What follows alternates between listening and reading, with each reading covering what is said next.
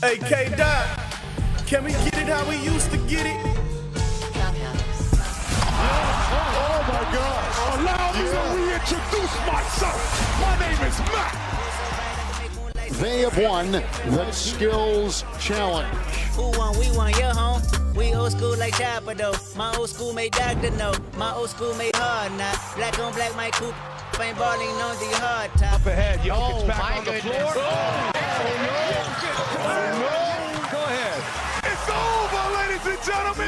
It's over. There you go.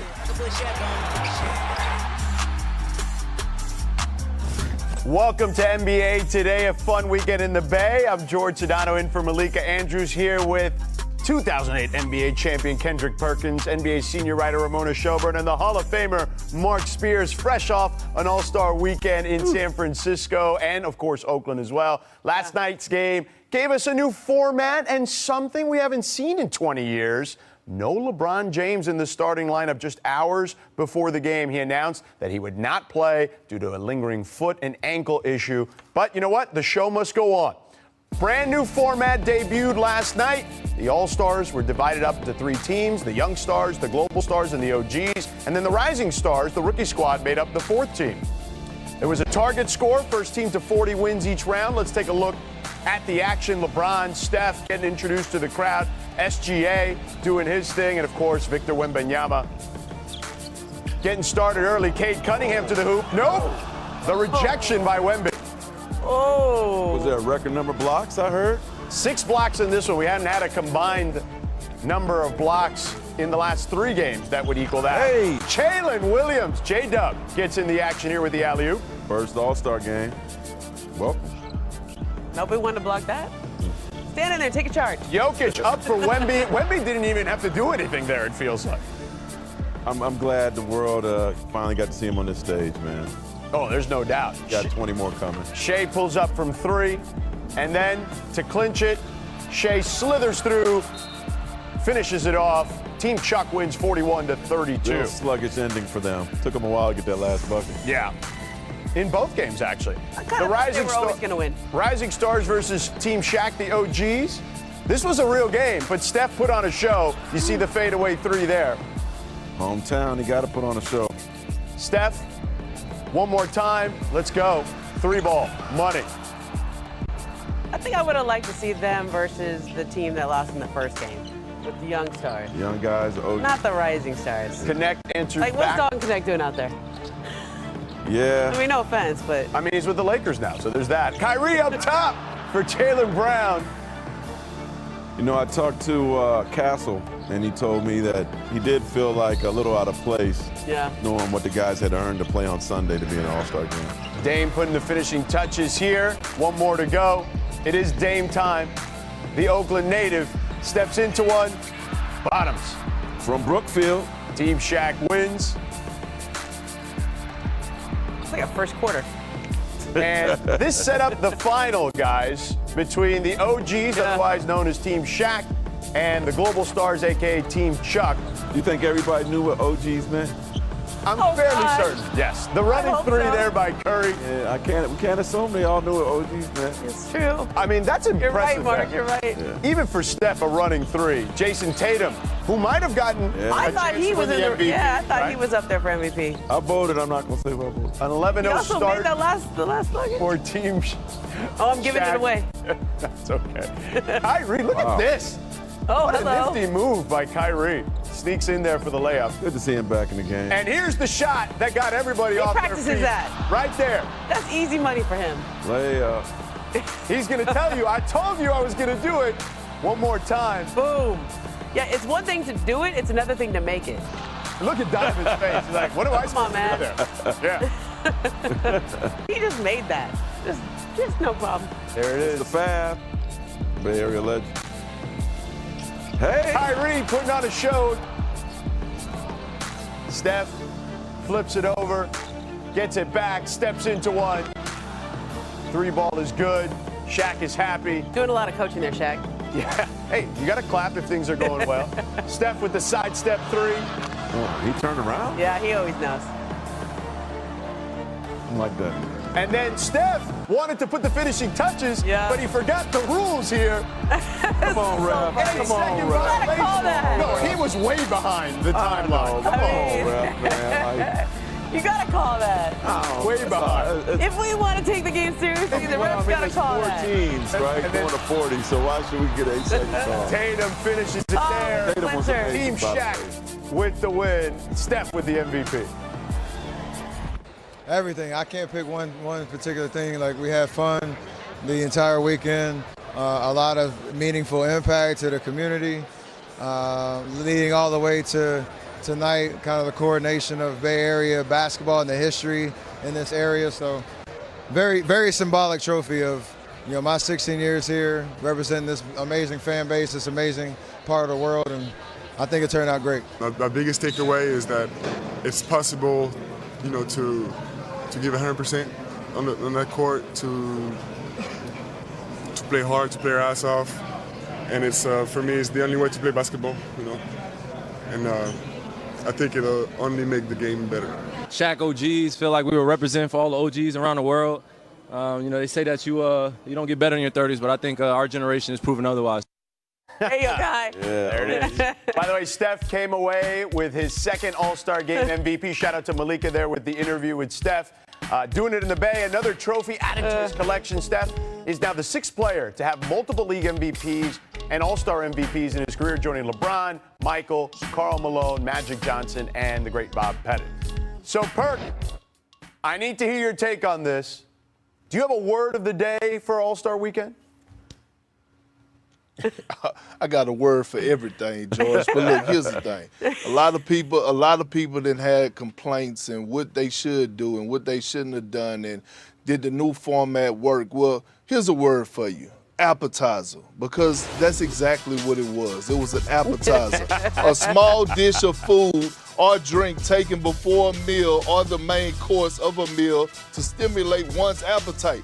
Here's the thing, right? We just got some calamari and some crab cakes.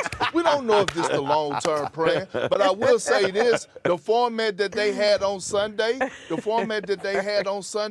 it did work because guys competed and they played harder than what we witnessed in the last 2 or 3 seasons. So look, do I think this is the full course meal? Absolutely not. But it's a start because the All-Star game has been at its lowest point, and the only way that you could go is up, but you got to start somewhere. How not with an appetizer? All right, I feel you, Perk, but not everyone was as positive as you about the All-Star game. Check out what Kevin Durant posted this morning. Now, I think clearly tongue-in-cheek, right, with KD. I think it's more fun to complain about the NBA than actually watch the NBA. It's crazy. Cancel the All-Star weekend. Let's just give everybody a break since we're so miserable around this time. So, listen, I'm mad at KD for writing that because it does feel like everyone just wants to complain, fix things instead of just enjoying it. You know what I mean? So, Mark, you were in attendance. I was there with you as well. How did you feel about the new format? Well, first of all, Raphael Sadiq was amazing. But outside of that, I think there was too many distractions. Because the game was good, and we got to remember that these players have a routine, and that is something that the NBA has to work on. They want to, I think, to get the best out of them in any All-Star game going forward, just make it like a regular game and turn them to the routine. So to stop and to start, to stop and to start, to stop and give guys some fishing poles and congratulate them, and then they're going to be working for us next year. Like, it was... It's too much. And I think that's the only gripe I heard from the players afterwards. Like, it's just too many stops and starts, and then I think that's where they feel like they could be susceptible to injury. It did look like they were trying harder. Yeah, definitely agree with that. We just need more basketball, and it felt like when you watched it at home, it felt like there were it was a harder watch because the games were quick. They were real fast. Like, it was basically a quarter of a normal All-Star game. And then that was over. And then the guys who came out for their first game, the young guys, they really didn't get to play very much. It was just that little game. Couple minutes here and there. Cade Cunningham played like 4 minutes. Yeah, Tyler Hero, first-time All-Stars. 7 minutes. They didn't get to do much. And I think those guys need to play more. But I like this format. It still needs some more tweaks. Obviously, they need to play more. The breaks need to be. Why not just have the three teams of. But hey, I got something. Go ahead, Mark. Yeah. Instead of having the rising stars, why don't you have another team of real OGs? The triple OGs. Chris Paul, Draymond, DeRozan, Clay, C.J. Former McCollum, All-Stars. Drew Holiday, Brooke Lopez, Conley, maybe Beal, like the OGs, the Like triple former OGs. All-Star. Or guys but you have to be over 30 Yeah. and have made an All-Star. I like maybe the runners-up in the fan vote. Yeah. Like a LaMelo Ball, who Right. was really high in the fan vote. Yeah. Devin Booker. I mean, those guys Sure. should have been in there. Yeah, all that makes sense. I think, again, they're going to be working with this. They're going to be tweaking. Yeah. I agree with you, though. I think there needs to be more basketball. Like, you can't have 45 minutes of basketball in a 3-hour show. Yeah. So whether that's expanding the games, the individual games to 50 or 60 points, perhaps that's the way they do it. And look, we wouldn't be here if the players would have tried and given the effort that they gave effort, yesterday man. I give them 5 credit. years ago. They did give effort. Okay, they did. But if we would have had that they gave effort. I'll give you. I agree. But if they would have done We're that not 5 years, hating KD. 5 years ago, if we would have gotten that 5 years ago, we wouldn't be in this situation now. All right, people have thrown out a lot of ideas, as we have as well here, about the All-Star game. With the growth of international stars in the NBA, the thought of USA versus the world is a pretty intriguing idea. Here's what Giannis had to say about it. I would love that, and for sure, like I'll take pride to that. I always compete, but like I think that will give me a little bit more extra juice to compete. Like having like Shea, Jokic, Luka, Wemby, Towns, Şengün, like having all those players, you know, playing with you. And obviously, I'm missing some guys right now. I cannot think from the top of my head. Going against the best US players, I think it'll be fun. All right, the WNBA tried this last season. The NHL did a version of it this past weekend. So, Perk, should the NBA go to a USA versus the world format next year? They should. They should. And look, Giannis want the smoke. The one thing I love about Giannis is he's not ducking and he's not hiding. And look, he's making it known that he don't really mess with American superstars like that. And anytime he can compete against them, he wants some action. And I'm here for it. Because if you can line up all the greats for as the international players, I would love to see SGA, Wemby, Giannis, Jokic go against the likes of Tatum, Anthony Edwards. That would be must-see TV. So if they could line that up and get their feet hot, damn it, I'm here for it.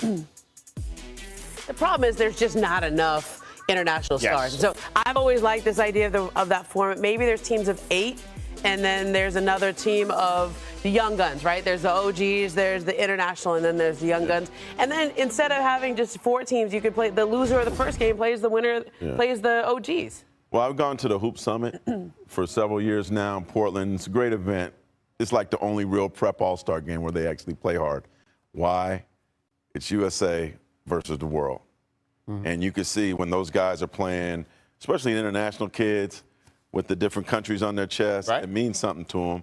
And then the USA kids with USA on their chest, they feel like they got to represent. So yeah, no, I think the pride aspect of it would certainly play into it. And Perk, to quote Giannis's assistant coach Darvin Ham from a couple years ago, he wants all the smoke and duck and no fades, okay? Darvin Ham had that quote a couple years ago. It wasn't about Giannis, it was about his Lakers team, but it fits for Giannis as well. All right, still to come on NBA Today. Mark, what did you make of the three-point competition as young Tyler Hero won? Oh, man, Dame, it was a retirement. He's not doing it anymore. But Buddy Hield, come on, man. He had a great first round. Yeah. Buddy came out hot, but the Heat guy was hotter. But, man, it's for Dame, congrats on representing for several years. Yeah, he almost did it. He was one shot away from getting into that final round and knocking Tyler Hero out, actually. Next up, Cavaliers teammates Donovan Mitchell and Evan Mobley defeated Moses Moody and Draymond Green in the skills contest. But the big news was how Victor Wembanyama and Chris Paul attempted to game the system by not seriously attempting any shots. This was amazing. I had no idea what was going on. Did you guys understand what they were doing? Oh, I could tell right away, yeah. I was like, I don't understand what's happening here. Gotta be a meme. I mean, it was so fun. And this is the most Chris Paul thing ever. Like, who tried to... Wemby did it. I know, but he got in it. Draymond said, hey, that was so Wemby who picked that. Yeah. That was so memorable. All right. We know that Chris has high basketball IQ, but there's some examples that stick out. Here you get Wemby put his hands on it here on a jump ball, which is smart. Why wouldn't you want the 7'5" guy to do it, right? Wemby, get your hand on there. There we go. Right, because they're going to have the jump ball. Right, against Zach Edey, right? You know? And then back in 2019, he tatted on Jordan Bell for his untucked jersey. Ryan Saunders is the rules are the rules. Yeah. The rules are the rules. He's right. Poor Ryan. Yeah. So good. So That tech helped the Wolves beat the Wolves in OT. The Thunder did that day. And then look at this flop in here with DeMarcus Cousins. Good.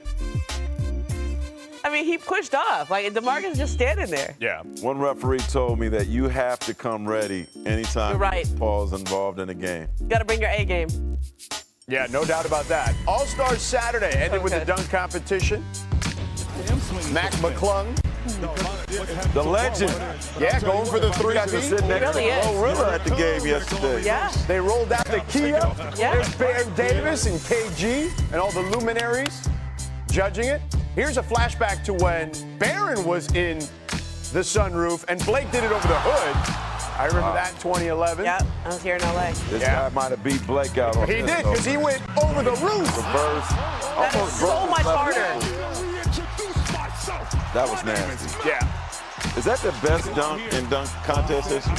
It is certainly the most creative, I would say. And definitely challenging, too, because he's not as big as Blake. That was dangerous how he landed. Yeah, he started with that. Yeah, Like, right, that was the first one. Here's the thing. Mac makes all of his dunks. Doesn't take him 3 tries. Right. And when you make it on the first try, I think that goes a long way to make an impression on the judges. Here's a flashback to Aaron Gordon. So good. Because he's wearing the Aaron Gordon jersey here. Oh. Back from the 2016 dunk contest. And he did it on the hoverboard. Deke. So Mac had his guy on a hoverboard and in an Aaron Gordon jersey. But then added another element to it. Yeah, because he had a second ball. Goodness. Left hand first, then right hand. And honestly, until you watch the replay, you really didn't get a sense of how awesome this was. Modest is like, we might as well just go home now. Yep. I mean, that is so hard. Gosh. Hey, who was the dude in the hat? He was like Mr. Dunk Helper. He's like his coach or something. I think he was dunk everything. coach. But the other guys used him for help. I don't know. McClung's performance had some of the biggest stars taken to social media. John Morant posting there that Mac might make him get into the contest. That will. The will. Yeah. And then Zach replying that he may get back in the fold, too. Do it. Giannis jumped in and said, if you do it, I'll do it. Right. But you know what? Here's the thing, okay? Perk, do you think there's any chance? Because we've heard. Oh, before that, let's hear from Giannis himself actually talking about it. Everybody's seen your post on X last night by now. How serious are you about doing the dunk contest, and why would I got hacked last night. Why would you feel? All right, Perk, so let me ask you. We've heard from these guys over the years. I remember LeBron one time saying, like at an all-star competition, that he was gonna do it. Every year we hear somebody says they're gonna do it, and then nobody actually does it. Do you think there's any chance it actually happens? You know what happens when a top 5 dunker of all time put on the show 3 straight years in a row like Mac McClung has done? Then he pulls out everybody else, right? Because iron sharpens iron. Not everybody wants to challenge fashion. So, yes, I do think those guys want to come out. Then all of a sudden, a little jealousy come into play, right? Because now he's getting all the attention. The lights are bright. He's getting all the shine. And they're like, hold on, young fella. We got some action over here. We want some smoke. So, yes, I do think guys are going to participate in the future dunk contest starting next year. Okay. Hey, man. Hey. George. Yeah. Perk. I was born in Missouri, man. You gotta show me. That's a show. These guys always talking and sound good, blah, blah, blah. We'll see in L.A. Put your money where your mouth is what I say. Hey, Perk, I'm gonna use your line. They don't want McClung smoke. They don't want to lose to that dude. That's what he does. Which, by the way, that's what he does. That's how he gets his check. Yeah. So I spoke to Mac McClung after, and I asked him. He played in 1 game this year, and he said he played more minutes in the dunk contest than he did in the season. Yes, for sure. But he said he wasn't sure he was going to come back for a 4th one. Maybe if these guys come out, that check too good, George. That's right. You got to eat. I will say, I thought Stephon Castle was good. No, like if Mac's not in that, I thought his dunks would have won. And Castle told me, he said, if I would have made my 3rd one, maybe it would have been a different night. Yeah. Listen, Stephon Castle, pre-Mac McClung, would have won. Right. Right. in a lot of years. So I think that And he fits the profile. Young star, lottery pick, rite of passage. Right. You go into the dunk contest and you go win. I want John That to do used to be the... There's the king. The biggest star in the league was on ice last night as LeBron did not play in the All-Star game for the first time since 2004. That snapped a 20-year streak of All-Star games started and played by LeBron James. Here was James on not playing yesterday. You won't see anything from me tonight. Unfortunately, I will not be in uniform tonight. Still dealing with ankle and foot discomfort, so I will not be playing tonight, unfortunately. I hate that, but I'm looking forward to seeing the format. This is the first year for it. I know we got a lot of great, call us the OGs. That's hilarious. We do got a few guys with gray hairs, so that it makes sense. But, that should be fun. I saw the quote the other day. DK was somebody he's going to play against me. So I guess I'll see him at practice, and hopefully I'll be in practice. We can go at it then. All right, Perk. It was a shock to most that LeBron didn't play in his 21st consecutive All-Star game. What was your reaction? Well, why was it a shock? I mean, he's 40 years old, right? If LeBron James want to take an All-Star game off, he should be able to do that. But it's not what he did; it's how he did it, right? And I think the timing of it was the more disappointing part, and it is the part that I had a problem with. I thought he should have let people know or let the world know or whatever earlier, so that guys like Norman Powell or guys who probably was deserving, whether it was a bonus or whoever could have had a shot at actually, coming in and playing in the All-Star game. So that was my only problem with it, is that this should have been, addressed earlier so that guys could have had a shot. That's my problem. Well, look, the Lakers sent word to the league about 2 o'clock yesterday that he was still dealing with foot and ankle soreness, and he'd been listed as day-to-day. And, he's had this lingering issue for quite some time. The sense that they reported to the league was that the pain and the discomfort in his ankle had actually increased since the last game. And so I think he's prioritizing the stretch run for the Lakers, but also he needs to get out there and they have a lot of new pieces. They got to redo everything. They lost their last game against the Utah Jazz. And I think, for him, he's got to prioritize that. I agree with you, Perk. I think it should have been done earlier. And I know he's the biggest star out there, but, guys like Anthony Edwards didn't play as well. Obviously, he tried to play, but there were some deserving guys in the Western Conference who should have taken that spot. And you could have done something like Giannis did, where you still show up and you let the fans see you and you interact with everyone. You're still a presence, even though you're not able to play. I think you have to read the tea leaves, right? Like, we kind of probably should have saw this happening February 8th, LeBron does not play. Yep. Saturday game, 2 days later, he's going to play with Luka there, right? Yeah. He plays that game. But in the third quarter of that game, he actually came out and got treatment. And then obviously he played 2 days later, but he's had these lingering injuries. So I wonder, when did the NBA maybe not know that he wasn't going to play, but that he was thinking about not playing? Because you see a guy like Norman Powell, right? He's in the three-point competition. He's in the house.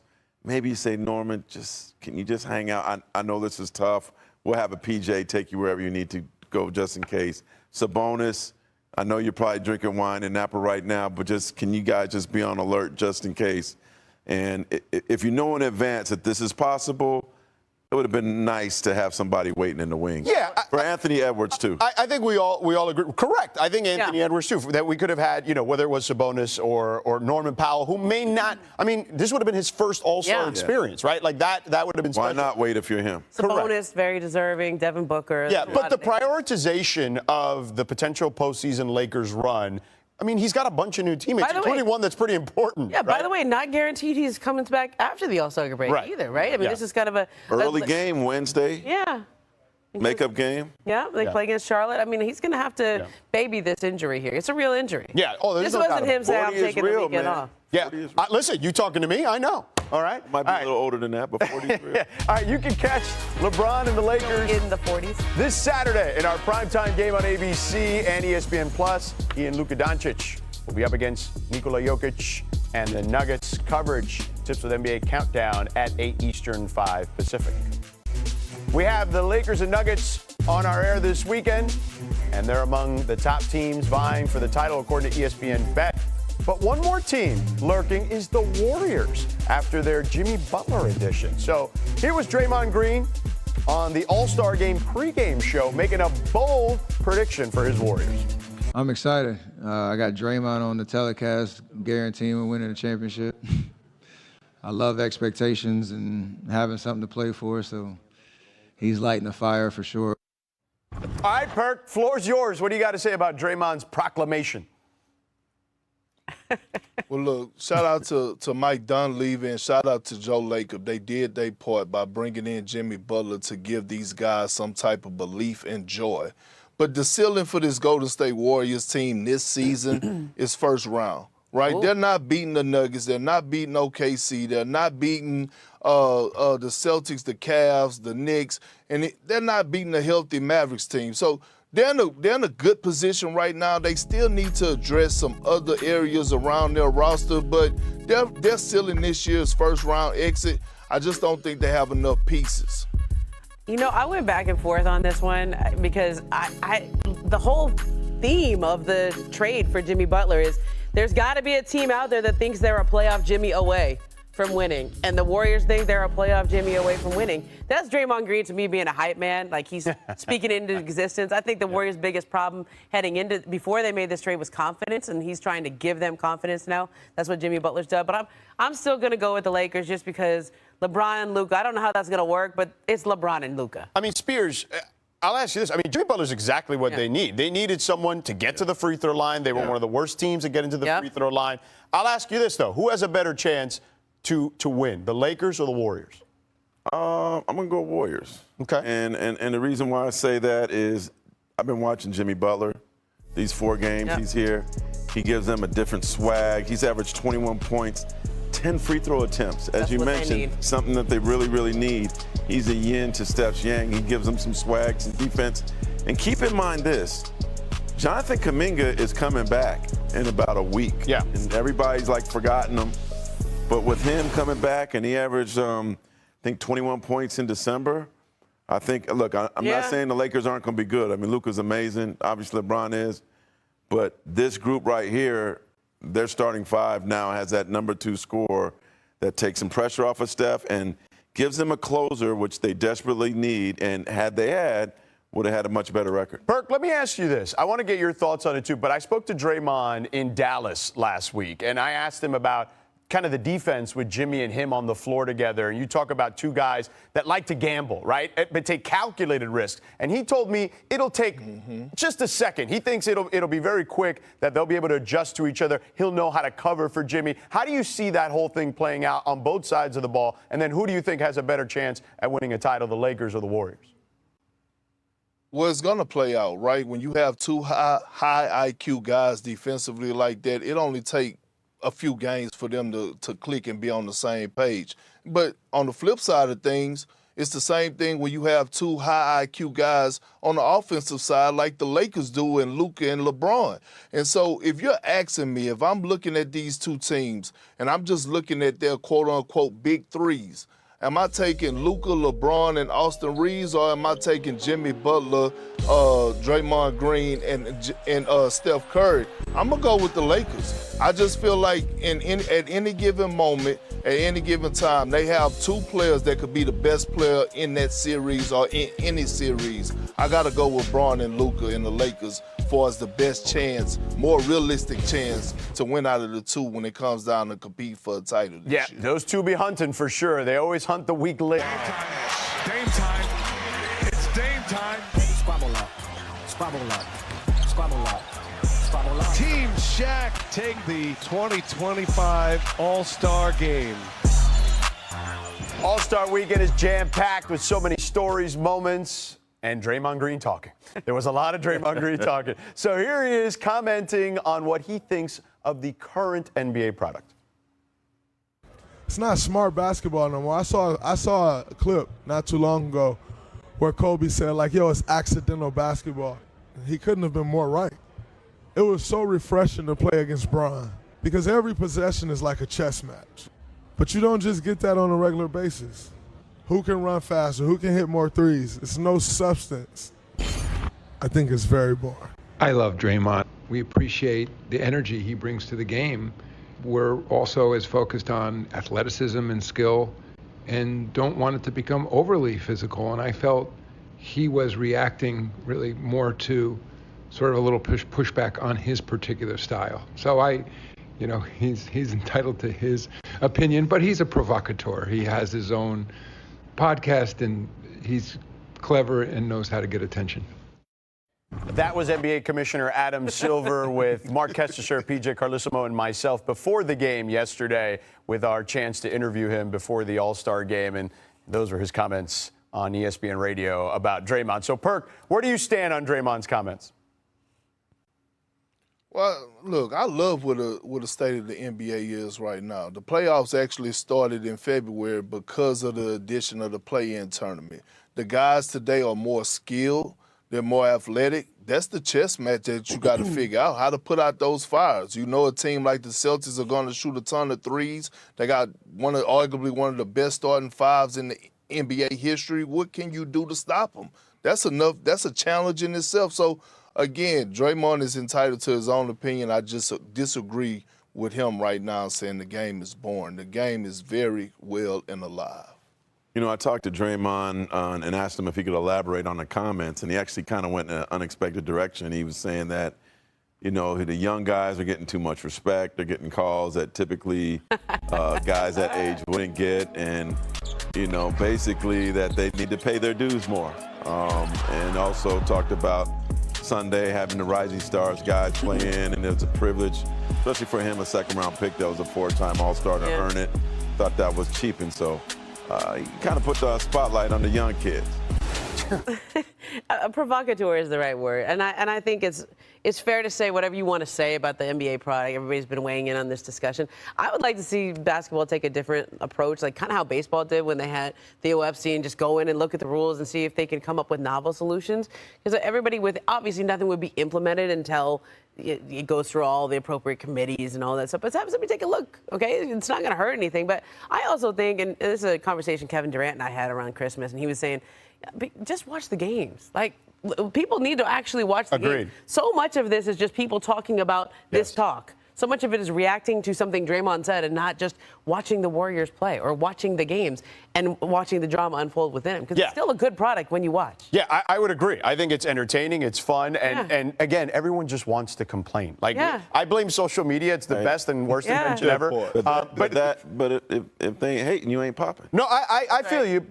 But here's what I'll say real quick, just to end it on this, and all due respect to Draymond. The arrival of Luka Doncic to the Los Angeles Lakers has revolutionized the NBA and put the future of LeBron James at the center of the conversation. At 40 years old, the King continues to defy the passage of time with exceptional performance. But the addition of the young Slovenian star raises questions about the legendary player's continuity. Are we witnessing the end of an era or the beginning of a new dynasty? Doncic, at just 25 years old, has established himself as one of the most dominant players in the league. His innate talent, game vision, and scoring ability make him a key piece for any team with championship aspirations. His arrival to the Lakers not only strengthens the team in the present, but also ensures a promising future for the franchise, marking the beginning of a new era in the team's history. The impact of Doncic on the roster is undeniable. His versatile playing style and ability to perform in multiple positions allow him to complement veteran players, such as Anthony Davis and, of course, LeBron James. With Doncic on board, the Lakers have a generational duo that could compete at the highest level in the battle for the NBA title. However, the Slovenian's presence also generates uncertainty about LeBron James' future. Throughout his career, LeBron has demonstrated his ability to adapt to different contexts and lead his teams in the pursuit of championships. But his desire to share the court with his son Bronny, who is currently in college, has been a recurring topic in his statements. This aspiration could influence his decision to retire in the near future, or even change teams to play alongside his son when he enters the NBA. The dilemma for the Lakers lies in how to manage this transition without affecting the team's competitiveness. Will it be possible for LeBron to continue playing with the Lakers until Bronny's arrival, or will he decide to leave the franchise to pursue his personal dream? Meanwhile, Doncic is emerging as a new face of the organization, ready to take on leadership and establish himself as the heir to LeBron's legacy in the purple and gold franchise. Beyond speculation, what is certain is that Doncic's arrival has raised expectations and generated a new wave of excitement in Los Angeles. The combination of experience and youth in the roster provides the possibility of building a team capable of dominating the league in the coming years. If LeBron decides to continue, he could be part of a new dynasty alongside Doncic, prolonging his legacy in the NBA. The ongoing season will be crucial in determining the future of the Lakers and LeBron James. For now, fans can only enjoy the spectacle of watching two of the best players in the league share the court and fight to add another championship to the franchise's glorious history.